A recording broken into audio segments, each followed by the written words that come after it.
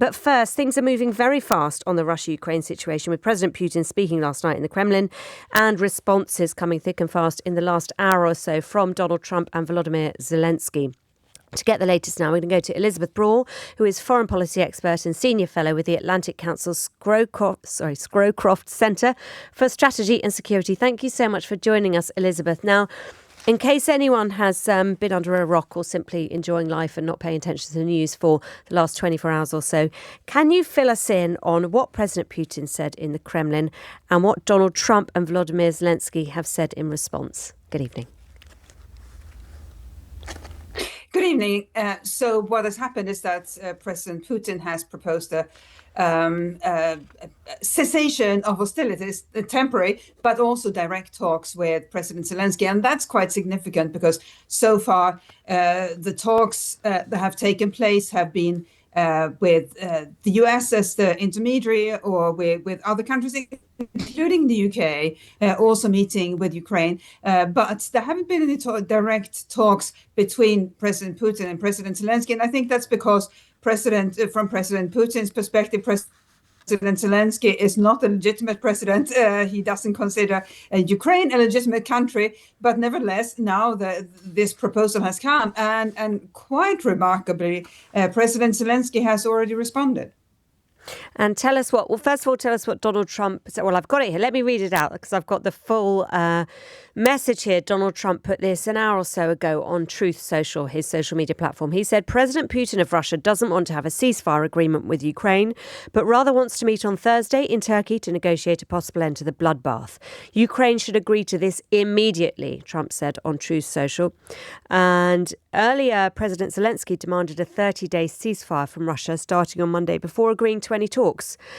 So President Trump continued, at least they will be able to determine whether or not a deal is possible. And if it is not, European leaders and the US will know where everything stands and can proceed accordingly.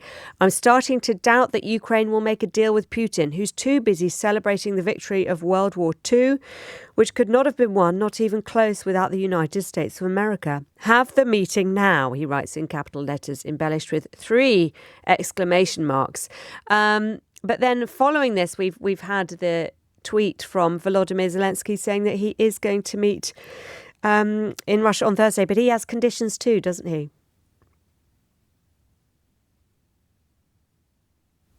Yeah, so what was proposed by the Russian side was a meeting with Turkey. And what President Zelenskyy said in his response was, I will be there on Thursday. And that's quite clever because now the onus is on President Putin to turn up in Turkey on Thursday to begin these talks.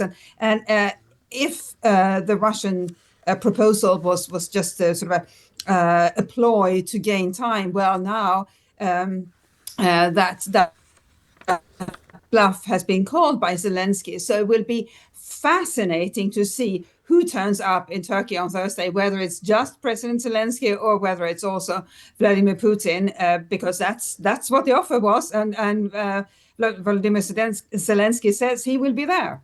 But he's asked for the ceasefire first, right? Correct. So and that is, it's quite common when it comes to diplomatic negotiations. You don't just sit down at the table while your armed forces are in battle against each other. You agree on a temporary ceasefire or cessation of hostilities so that you can meet under somewhat peaceful conditions, i.e. no active fights or hostilities taking place. So, but that too means that now the ball is in Vladimir Putin's court. He has to respond to Zelenskyy's response to him. And I think Zelenskyy has played it quite cleverly. Russia has been proposing these various ceasefires and it hasn't really seemed that serious. Now, Zelenskyy is essentially saying, okay, if you propose this, I'm going to take you seriously, and this is what I propose in return. And if all goes well, the two of them will sit down in Turkey on Thursday. What do we imagine these talks will look like? It will be without any other foreign intermediaries that we expect, or will there be sort of Turkish intermediaries?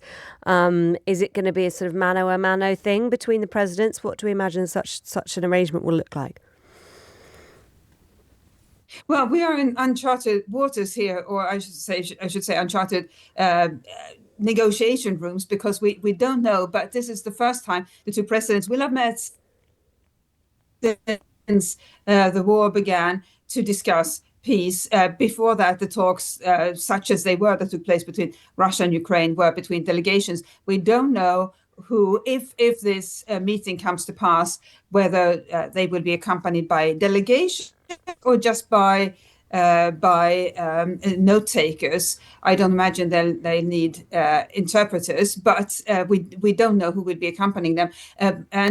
So, as is typical when a third country hosts the talks of this kind, they will be somewhere in the background, I imagine, but not there as the mediator between the two sides. That's, for example, what the Swiss are very good at doing, the Norwegians.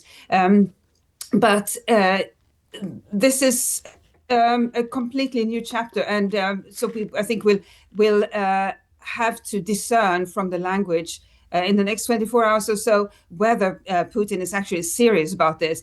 If he is, I imagine it will be significant delegations on each side, or at least a number of advisors, because they will want to discuss details.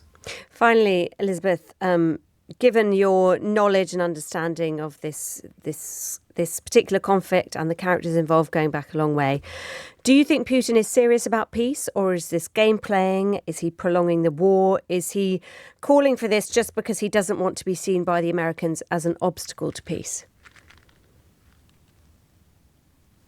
Well, he has been crying wolf for a long time, i.e. he has been proposing various ceasefires and peace initiatives, and he hasn't been serious about them. And he has been doing that especially since Trump took over, because he knows that Trump is keen to help establish peace in Ukraine, so that he can then show that he fulfilled an election promise, which was to get a peace deal in Ukraine. But as we all know, President Putin is not particularly interested in peace in Ukraine. That's why Russia invaded Ukraine in the first place. So he has essentially been in a bit of a tough spot, because he wants to stay in Trump's good graces, but he also wants to continue the war and gain as much territory as possible. And the two can't be true